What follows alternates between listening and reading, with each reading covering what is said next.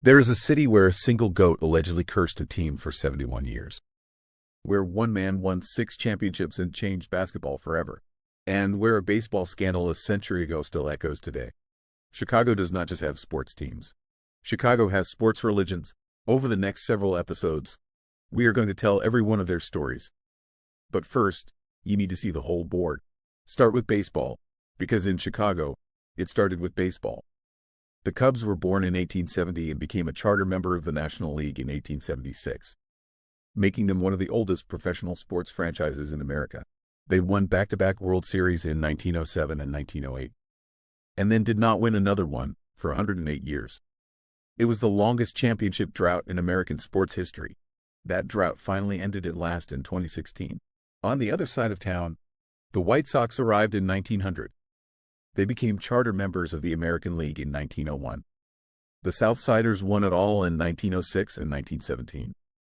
And then, in 1919, 8 of their players were accused of throwing the World Series.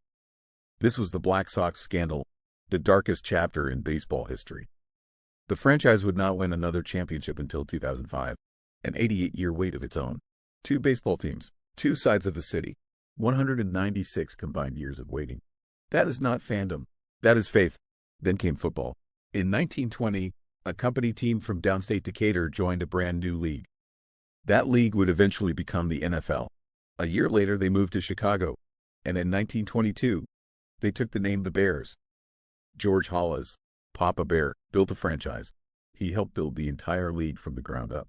He turned the monsters of the Midway into 9-time NFL champions, including the 1985 team that many still call the greatest single season in football history. In 1926, hockey arrived. The Blackhawks became one of the NHL's original 6, winning Stanley Cups in the 30s and again in 1961, and then waiting 49 years before a young core brought 3 more cups home. Those victories came in 2010, 2013, and 2015. And in 1966, the youngest franchise was born. The Chicago Bulls spent 2 decades searching for an identity, until 1984, when they drafted a guard from North Carolina named Michael Jordan. What followed was 6 championships in 8 years. It made the Bulls the most famous basketball team on the planet.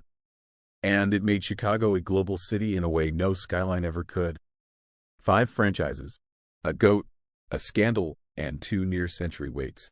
A football dynasty, an original 6 revival, and the greatest basketball player who ever lived.